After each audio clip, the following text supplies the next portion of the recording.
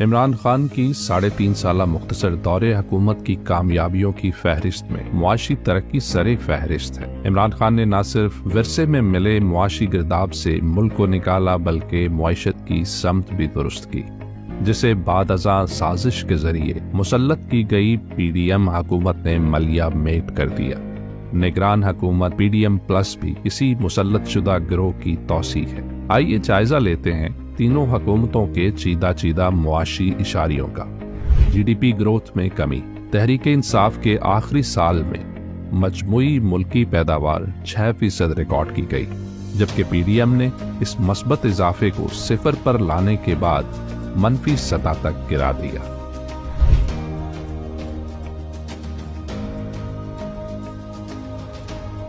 برآمدات میں مسلسل کمی۔ تحریک انصاف کے دور میں برآمدات کے حجم میں ریکارڈ اضافہ دیکھا گیا، جبکہ پی ڈی ایم کے دور حکومت میں برآمدات میں 15% کمی واقع ہوئی۔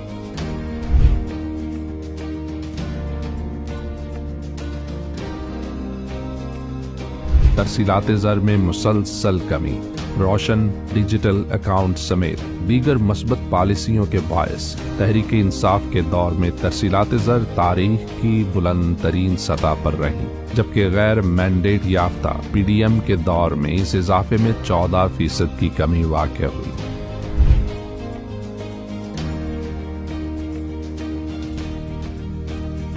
روپے کی قدر میں تاریخی کمی۔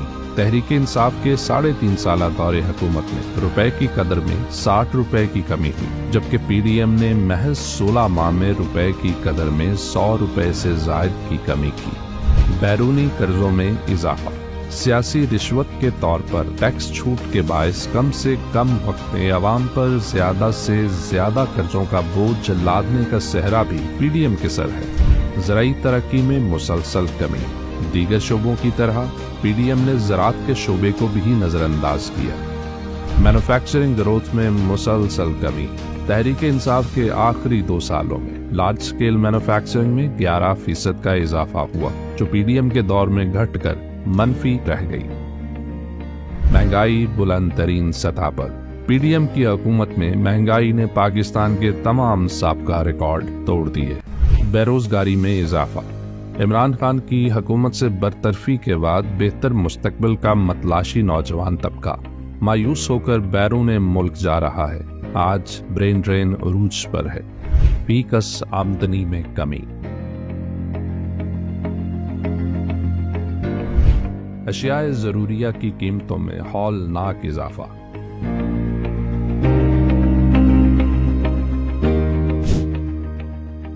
ماضی کی حکومتوں کی عدم توجہی کے باعث علاج معالجے کی سہولت پر صرف اشرافیہ کا حق رہ گیا تھا۔ جب غریب خاندان کا کوئی فرد کسی موذی مرض میں مبتلا ہو جائے تو علاج کے اخراجات کے باعث گھر پہ فاقوں کی نوبت آ جاتی۔ ایسے میں وزیر اعظم عمران خان نے ہیلتھ کارڈ کی فراہمی سے امیر اور غریب کا طبقاتی فرق مٹا دیا۔ اس کارڈ کے ذریعے عام شہریوں کو ملک کے بڑے سے بڑے نجی ہسپتال میں 10 لاکھ تک کا مفت علاج کرانے کی سہولت فراہم کی گئی، جو ترقی یافتہ ممالک بھی اپنی عوام کو دینے سے قاصر ہیں۔ میں بہت غریب سا، اتنی پہنچ نہیں سی میری، علاج بڑا آسان ہو گیا ہے۔ لکھ باری شکر ادا کرنے وزیر اعظم دے جنہ سانو مفت علاج دی سہولت دیتی ہے۔ میں ہڑپا سٹی سے آئی ہوں، ہارٹ کی مریض ہوں، مفت علاج ہوا میرا۔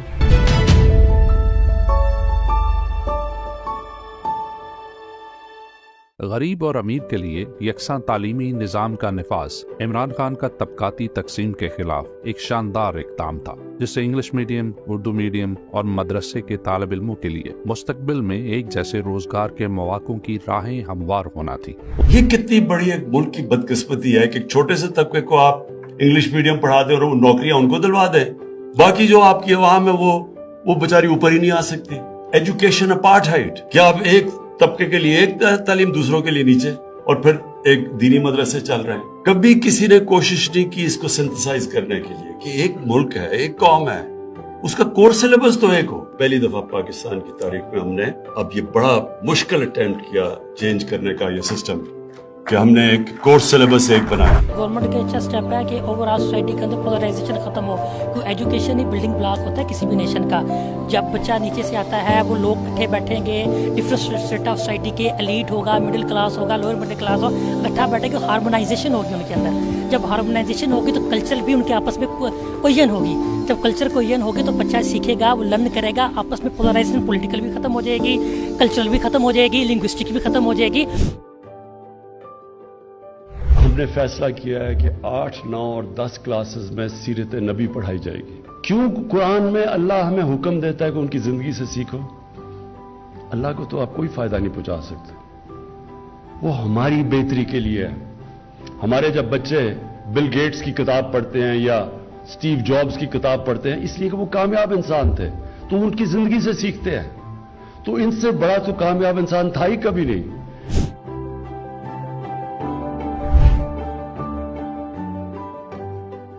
एहसास वज़ाइफ प्रोग्राम का इजरा हो गया है। प्रोग्राम के तहत गरीब घरानों को होनहार तलबा को 24 अरब रुपए के वज़ाइफ दिए जाएंगे।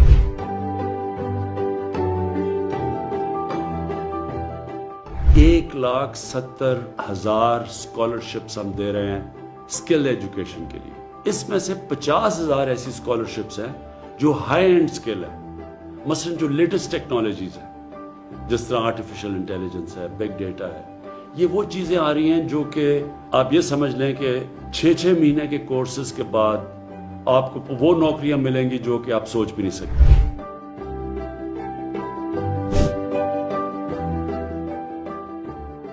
यहाँ पे प्राइमरी स्कूल थे, उनको एलिमेंट्री दोपहर को बना दिया। जो इसका सबसे बड़ा बेनिफिट है वो हमारी बच्चियों के लिए, क्योंकि बच्चियों के लिए एलिमेंट्री स्कूल दूर था, वो 5वीं के बाद स्कूल जाना बंद कर देती थी क्योंकि एक्सेस का इशू था। अब इस तरह है कि वो सुबह में काम करती हैं और शाम में आके पढ़ती हैं। ऐसे बच्चे थे हमारे पास जो समझते थे कि अब हम कभी नहीं पढ़ सकेंगे, यानी हमने 5 क्लास ही करनी है। हमारे पेरेंट्स के पास तो कोई ऐसे वसाइल नहीं है। पहले मैं प्राइवेट के स्कूल में पढ़ती थी और वहाँ की तालीम मुझे अच्छी नहीं लगी और मैं यहाँ पे आई, यहाँ पे एडमिशन लिया। ये घर के करीब ना होता तो शायद मुझे घर में बैठना पड़ता। मौजूदा स्कूल्स के वसाइल और इंतजामी ढांचे को बरूए कार लाते हुए पहले मरहले में 7,008 प्राइमरी स्कूलों को एलिमेंट्री की सतह पर अपग्रेड किया, जिसके जरिए बच्चों तक मयारी तालीम की फराहमी के साथ साथ 250 अरब रुपए से जायद की बचत मुमकिन हुई। पहले मरहले में अपग्रेड किए जाने वाले 7,008 स्कूलों में करीबन 2 लाख बच्चे ज़ेर तालीम हैं।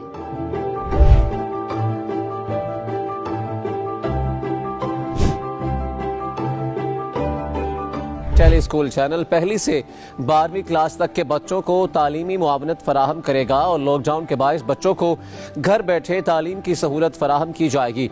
चैनल पर ऑनलाइन क्लास ना लेने की सूरत में यूट्यूब चैनल से भी मुआवनत हासिल की जा सकेगी। तालीम घर मोबाइल ऐप के जरिए तदरीसी वीडियोस फराहम कर दी गई हैं। खास तौर पे हमारे रिमोट इलाके हैं, वहाँ कई दफ़ा अभी तक प्राइमरी एजुकेशन नहीं पहुँची, तो उनके लिए ये बड़ा ज़बरदस्त कॉन्सेप्ट है। वहाँ टीवी पहुँच गया। मेरे ख्याल में ये है रास्ता आगे बढ़ने का। जब तक कि हमारा इंफ्रास्ट्रक्चर नहीं डेवलप होता तो हम इसको इस्तेमाल करें।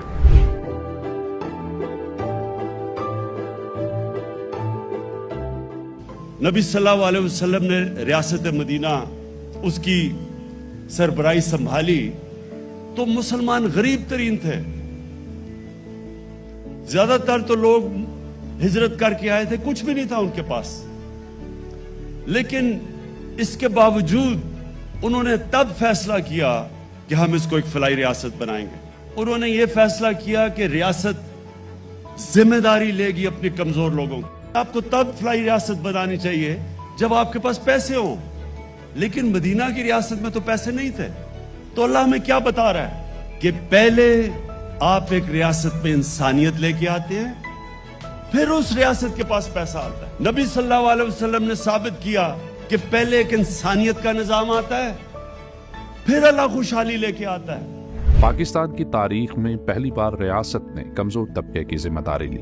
मदीना की तर्ज पर फलाही रियासत बनाने के वजीर आजम पाकिस्तान के मिशन की तकमील के लिए एहसास प्रोग्राम के तहत मुल्क में जगह जगह पनाहगाहें कायम की गईं, जहां गरीब मेहनत कशों को छत की फराहमी समेत 2 वक्त का खाना मुफ्त फराहम किया जाता।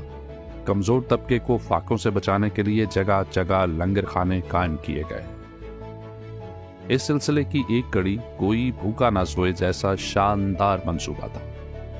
कफालत प्रोग्राम के तहत गरीब और नादार अफराद को माली मदद फराहम की गई।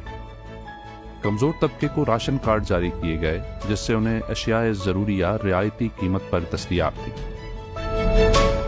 वर्ल्ड बैंक ने एहसास प्रोग्राम को समाजी तहफ़्फ़ुज़ पर दुनिया के 4 बेहतरीन प्रोग्राम्स की फहरिस्त में शामिल किया है।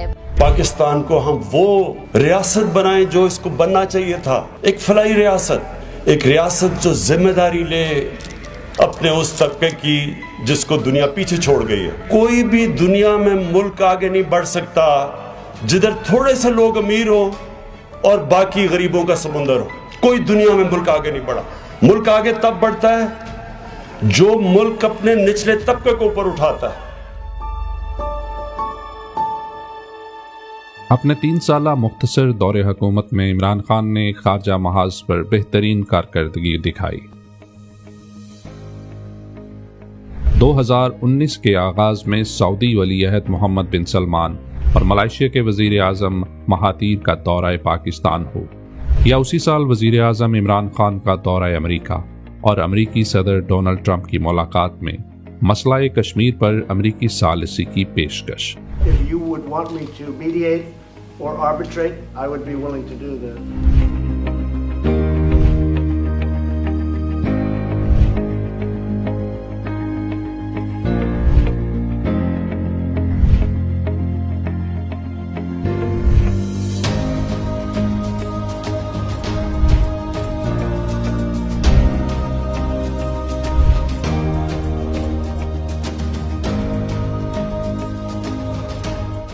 वजीर आजम इमरान खान ने कश्मीरियों के लिए हर आलमी फोरम पर आवाज बुलंद की और नाम नहाद जमहूरियत के दावेदार भारत का असल चेहरा दुनिया के सामने बेनकाब किया। Number 1 action must be that India must lift this inhuman curfew, and then the world community must give the people of Kashmir the right of self-determination. Pakistan को अफगानिस्तान में अमरीकी इनखला की कोशिशों के दौरान भी अहम मुकाम हासिल रहा। आज पाकिस्तान को दुनिया ये समझती है वो मुल्क जो कि अमन लेके आ रहा है अफगानिस्तान में, जिसने पूरी कोशिश की सबसे पहले कि अमरीकी और तालिबान की बातचीत करवाई और उसके बाद फिर अफगान गवर्नमेंट और तालिबान को बिठाया। वह मुश्किलात हैं लेकिन पाकिस्तान का एक पॉजिटिव रोल दुनिया आज एक्नॉलेज कर रही है।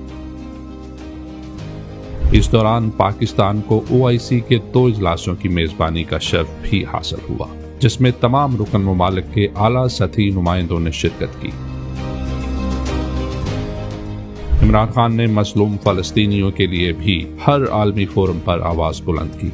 शदीद दबाव के बावजूद इसराइल को तस्लीम करने से मुसलसल इनकारी रहे कि क्या हम अल्लाह को जवाब देंगे कि हम उन लोगों को जिनके ऊपर हर किस्म की ज्यादतियाँ हुई हैं, जिनके सारे हकूक लिए गए हैं, जिनको जिस तरह ट्रीट किया जा रहा है, क्या हम उनको अबैंडन कर सकते हैं?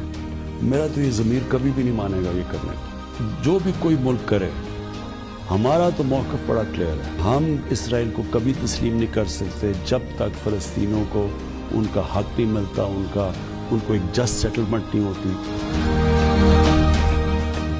पाकिस्तान दोस्ती तमाम ममालिक से रखेगा मगर किसी और की जंग में आलाकार हरगिज नहीं बनेगा। यही आज़ाद और खुद मुख्तार खारिजा पॉलिसी थी जिसकी कीमत इमरान खान को अपनी हुकूमत की कुर्बानी की सूरत चुकाना पड़ी। Will you allow the American government to have CIA here in Pakistan to conduct cross-border counter-terrorism missions against Al-Qaeda, ISIS or the Taliban? Absolutely not.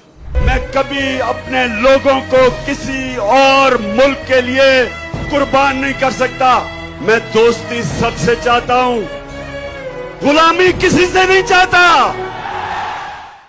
वज़ीर आज़म इमरान खान ने रसूलुल्लाह सल्लल्लाहु अलैहि वसल्लम की शान में गुस्ताखी और इस्लामोफोबिया के तदारुक के लिए आलमी सतह पर जो इक़दामात उठाए, इसकी नज़ीर मिलना भी नामुमकिन है।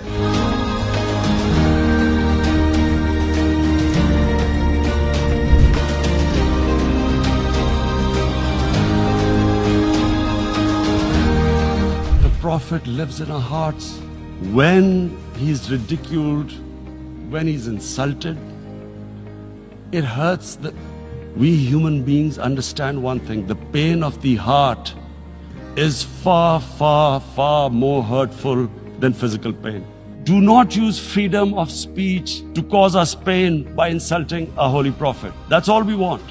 This assembly should declare an international day, combat Islamophobia, and build a coalition to fight the scourge that splits humanity. इन कोशिशों का नतीजा ये हुआ कि 2022 में अक़वाम मुत्तहिदा ने पाकिस्तान की इस्लामोफोबिया के खिलाफ आलमी दिन मनाने की करारदाद मंजूर करते हुए 15 मार्च इस्लामोफोबिया के तदारुक का आलमी दिन मुकर्रर किया।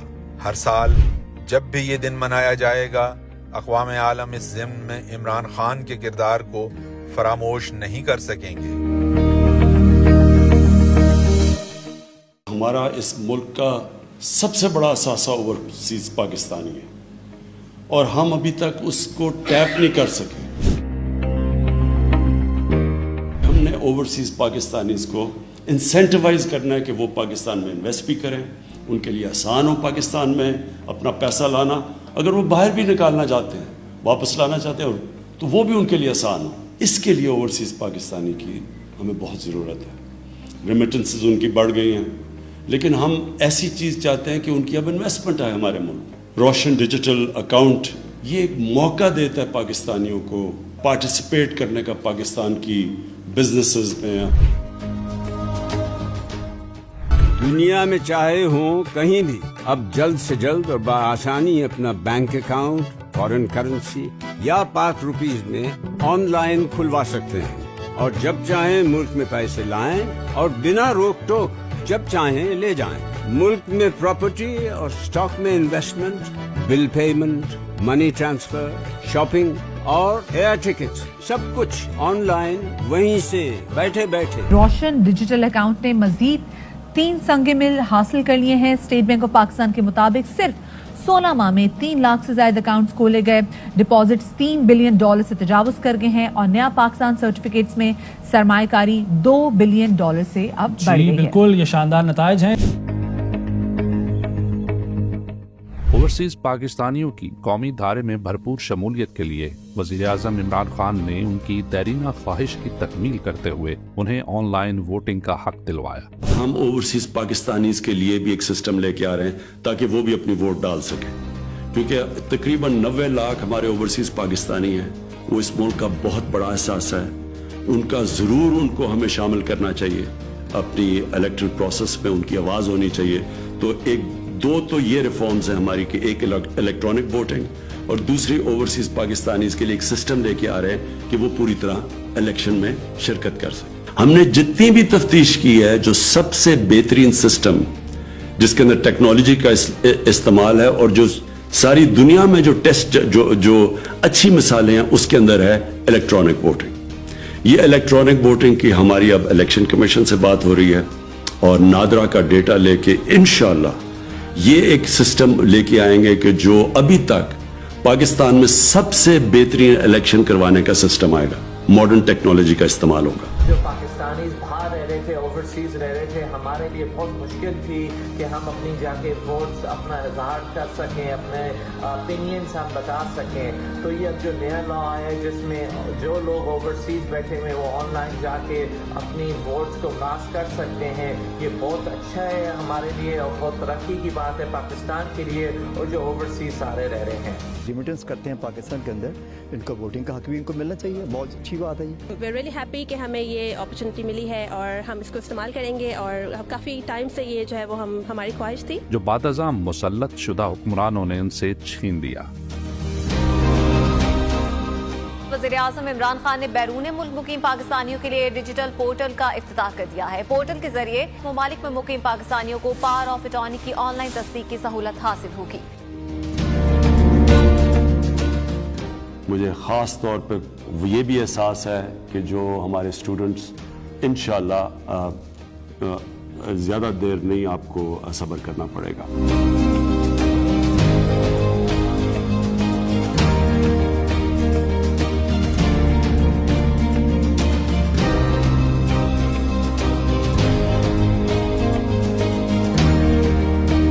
دنیا کے 8 ممالک سے 5000 سے زائد پاکستانیوں کو وطن واپس لایا جائے گا۔ آپ کو بتائیں کہ کرونا وائرس کے باعث بیرون ممالک محصور پاکستانیوں کی واپسی کا سلسلہ جاری ہے۔ تیسرے مرحلے میں پاکستانیوں کی واپسی کے لیے 20 خصوصی پروازیں چلائی جا رہی ہیں۔ فضائی حدود بند ہونے کی وجہ سے ہم یہاں محصور ہو کر رہ گئے اور بہت پریشانی کی حالت میں تھے۔ میں انتہائی مشکور ہوں اپنے وزیر اعظم عمران خان صاحب کا۔